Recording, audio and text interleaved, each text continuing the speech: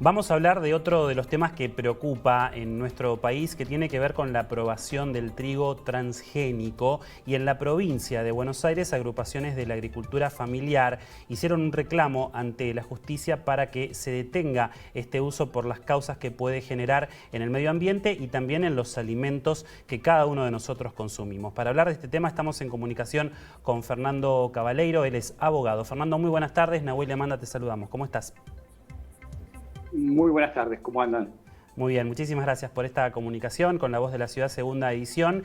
Y hablábamos de esta cuestión, ¿no?, del trigo transgénico. Contanos un poquito qué significa esto y cómo afecta o afectaría los alimentos que consumimos y puntualmente el reclamo que ustedes están realizando.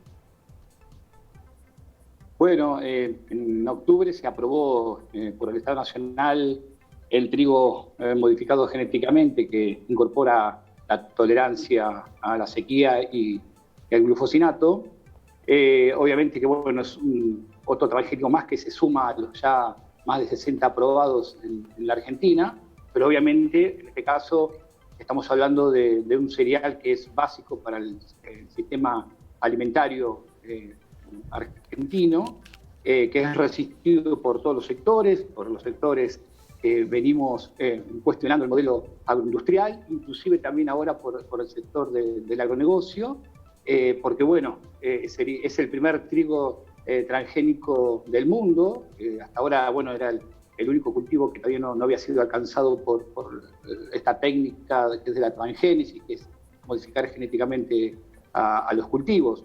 Y bueno, desde la provincia de Buenos Aires se decidió hacer un planteo judicial con las organizaciones, principalmente con los emprendimientos agroecológicos, que son muchos, que se dedican a la producción de trigo agroecológico, para que, bueno, que en el caso de la provincia de Buenos Aires no sea liberado, digamos, para su cultivo, ¿no? Claro.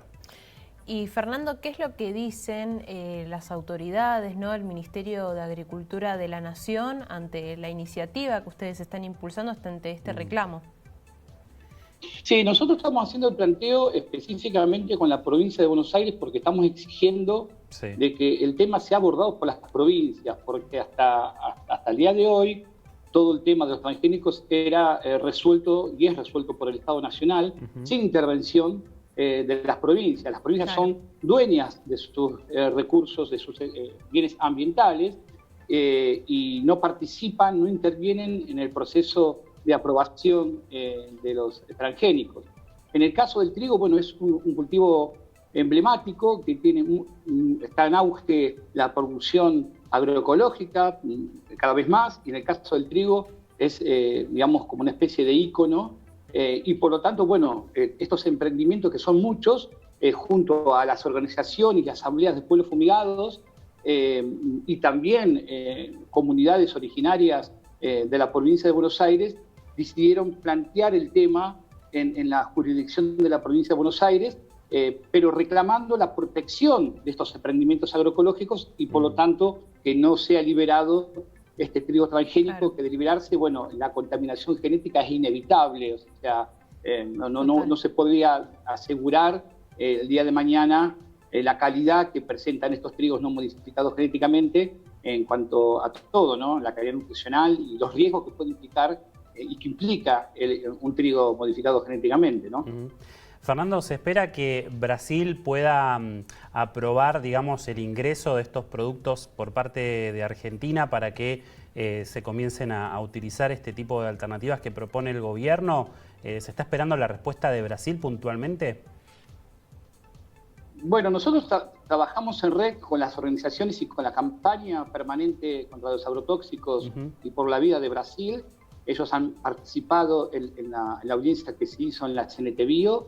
Y también hay una resistencia también de las organizaciones ambientales y de las cámaras trigueras brasileñas, pero bueno, tal como ha sucedido en los últimos 20 años, la CNT-Bio ha dado visto bueno a todos los eventos transgénicos que se han presentado para su aprobación, así que en ese sentido las expectativas no son buenas, ¿no? Claro.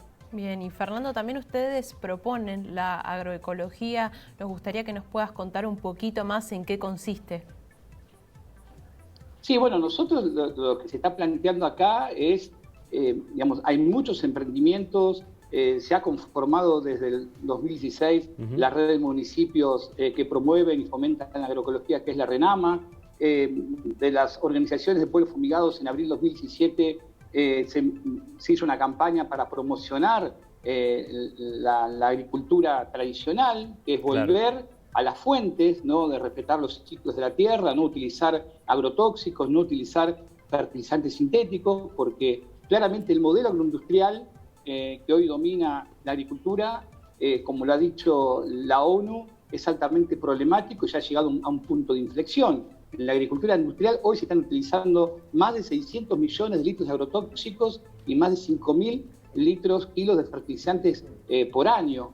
Y eso lo estamos viendo, las consecuencias en la salud que padece la gente en los pueblos del interior y también en las grandes ciudades, porque todos los alimentos que consumimos, frutas, verduras, hortalizas, vienen con residuos de agrotóxicos, sí, que los consumidores y las consumidoras sepan de que efectivamente eso sucede. Nosotros acabamos de dar recientemente un informe donde, por ejemplo, el morrón, en los controles que hizo el SENASA en los últimos 3 años, se encontraron en su conjunto 37 agrotóxicos, con lo cual eso muestra la insostenibilidad y los riesgos que implica el modelo industrial y la necesidad de que el Estado adopte políticas públicas para retomar una agricultura tradicional sustentada en lo que nosotros defendemos, que es la agroecología, que es absolutamente posible y necesaria en estos tiempos de pandemia, ¿no?